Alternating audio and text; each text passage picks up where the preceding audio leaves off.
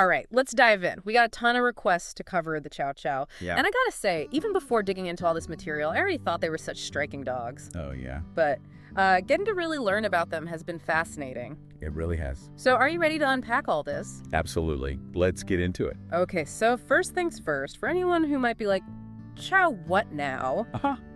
What exactly are we dealing with here? Well, the Chow Chow is a breed with a history that goes back like over 2,000 years. Wow, 2,000 years. That's ancient. It is to ancient China. So what were they doing back then, like 2,000 years ago? Guarding emperors? Haha, not always emperors. They had a lot of jobs, actually. Guarding homes and livestock, for one. Okay, makes sense. Pulling sleds. Wait, really? I don't picture them as, like, sled dogs. They're strong, sturdy dogs. Yeah. And they were even used in hunting.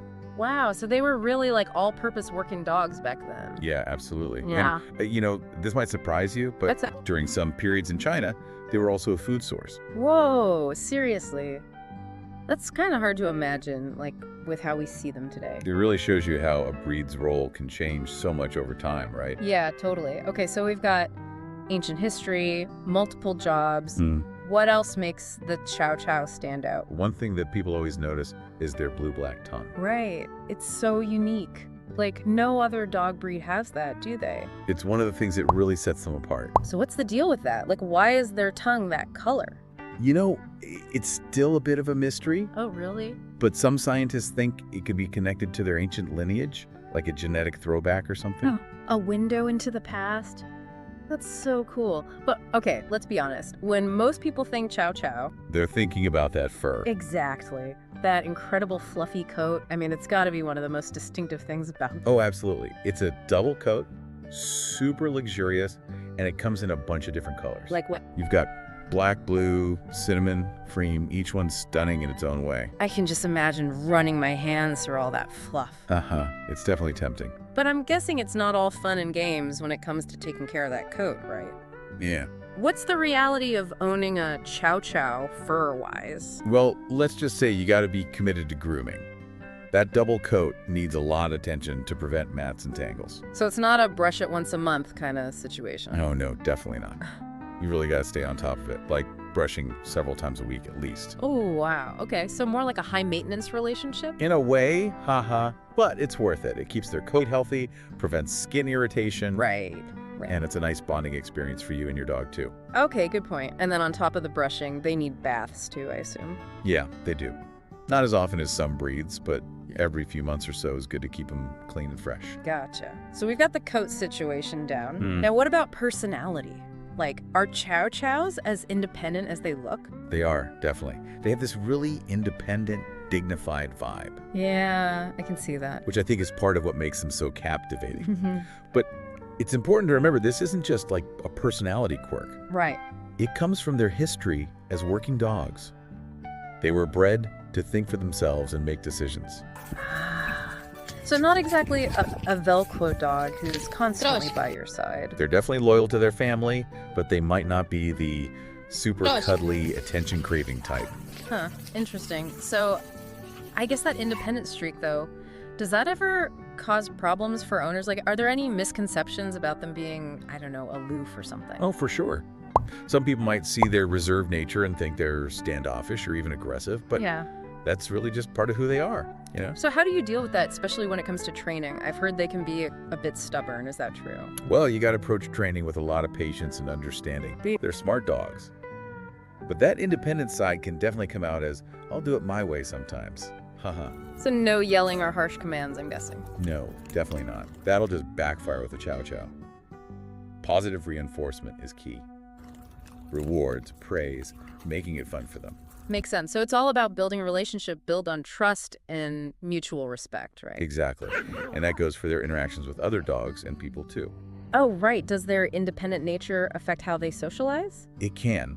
Early socialization is super important for Chow Chows. Like how early? As early as possible, really. Yeah. Exposing them to different people, dogs, environments when they're puppies helps them grow into well-adjusted adults. Gotcha. So it's setting them up for success later on. Exactly. Otherwise, those protective instincts they have can become too strong, and they might get fearful or aggressive towards strangers or other animals. Yeah, that makes sense. So it's about finding that balance between respecting their independence and making sure they're comfortable in different situations. Yeah, it's a delicate dance. It sounds like it. But man, you've painted such a fascinating picture of this breed. There's so much to them, isn't there? And we've really only just scratched the surface. I know, right? We still need to talk about their health, how to create the right environment for them to thrive. Yeah, there's a lot more to unpack. So stay tuned, everyone. We'll be back after a quick break to dive even deeper into the world of the Chow Chow. All right, so now let's talk about keeping our Chow Chows healthy. Yeah, because even though they seem super tough, they're still prone to certain health problems, right? Right, just like a lot of purebred dogs. One to watch out for is hip dysplasia. Hip dysplasia. It's a pretty common joint problem. It can cause pain and make it hard for them to get around. Oh, that's no good, especially if you've got an active Chow Chow. Exactly. And another one that's common in the breed is entropion. What now? Entropion. Basically, the eyelid rolls inward and irritates the eye. Oof, that sounds uncomfortable. It can be, but luckily it's usually fixable with a pretty simple surgery. Okay, that's good to know. So I'm guessing regular vet checkups are important, huh? To catch these things early. Absolutely. And speaking of things that need regular attention, That amazing coat! you got it. We talked about grooming, but their skin can be sensitive too, especially with all that fur. Oh, right. Like what kind of skin problems? Well, they can be prone to dermatitis. Dermatitis meaning? It's basically just inflammation of the skin. It could be from allergies, parasites, even just moisture getting trapped under all that fur. Yikes. So those baths we talked about earlier are important for more than just keeping them smelling good. For sure, a good bath every now and then helps keep their skin healthy. And using a shampoo that's made for dogs, preferably one for sensitive skin. Good tips. Okay, so we've got health covered. Now what about exercise? How much do these fluffy guys need? Don't let their chill vibe fool you. Chow Chows still need a good amount of exercise. Right, because I could see them being content to just lounge around all day. Oh, they can definitely be couch potato sometimes, haha. But they still need daily walks, at least 30 to 60 minutes worth. Okay, so nothing too crazy. And you want to keep it interesting for them too. Different parks, trails, even some playtime in the backyard. So mix it up a bit. Yeah. Keeps them mentally stimulated too, which is just as important as the physical stuff. Yeah, right, because they were bred to work and think for themselves, weren't they? Exactly. So things like puzzle toys, training sessions, interactive games, those are all good for their brains. Makes total sense. Now, to fuel all that activity, what should we be feeding these guys? You want a diet that's high quality and packed with protein. For all those muscles. Yeah, and for overall health. Lean meats like chicken, fish, turkey, those are great choices. And healthy fats like fish oil or flaxseed are good for their skin and coat. Sounds like a pretty delicious menu. But I know Chow Chows can be prone to gaining weight. Any tips on keeping them trim? Portion control is key. Even if they give you those pleading eyes. Even then. Stick to a regular feeding schedule and try not to go overboard with the treats. What about healthy treats, though? Like, if you want to reward them during training or just give them a little something special? Instead of processed stuff, try things like carrots, apples, even some cooked sweet potato. Oh, smart. Good for them and less likely to lead to extra pounds. Exactly. Now let's talk about where these guys are going to live. Do they need a mansion?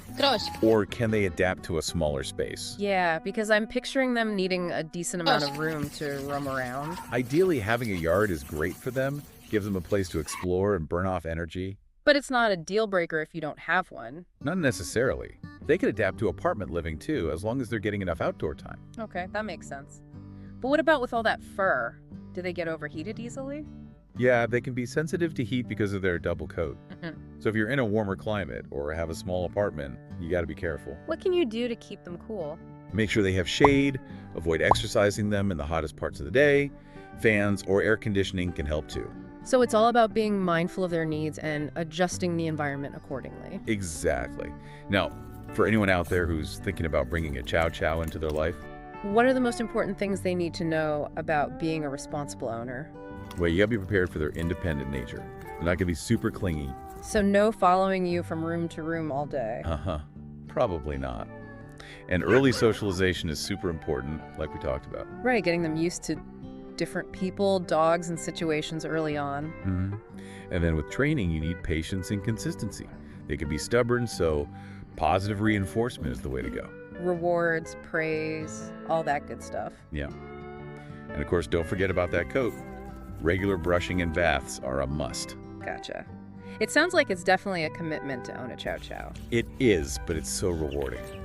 They're amazing dogs, truly. What would you say is the most special thing about them? It's hard to pick just one thing. But for me, it's that mix of independence, loyalty, and dignity. They're not your average dog, that's for sure. Yeah, they seem like they choose their people carefully. They do have a discerning nature, haha. But once you've earned their trust and respect, you've got a friend for life. That's beautiful. Well, we've covered a lot of ground today, from ancient history to modern care. We've really gotten to know the Chow Chow inside out. Before we wrap things up, is there anything else you want to share about this amazing breed? Any final words of wisdom? You know, it's really amazing to think about how much history these dogs have. I know, right? Like they've been around for so long, witnessed so much change. It makes you wonder what the future holds for a breed like the Chow Chow. Right, like with all the trends and stuff, will they still be around in another 2,000 years? I hope so. But I think that's on us, you know, as breeders, owners, even just people who admire them. To make sure they're protected. Yeah, to protect their unique traits, make sure they're being bred ethically, and just ensure their well-being for future generations. It's a big responsibility taking care of a breed with such a long history. It is, Yeah. but it's a privilege too, you know. Totally. Well, I think we've given everyone a lot to think about today. We've covered a ton of ground, that's for sure. Hopefully people have a better understanding of what makes the Chow Chow so special. They're definitely more than just a pretty face, that's for sure. So as we wrap up our deep dive into the world of the Chow Chow, Any final thoughts? yeah, I guess it would be this. Whether or not you think a Chow Chow is the right dog for you, don't stop exploring the world of dogs. There are so many amazing breeds out there, each one with its own unique story. And who knows, maybe you'll find your perfect match. Exactly. Keep learning, keep those tails wagging. That's it for this deep dive, everyone. Thanks for joining us.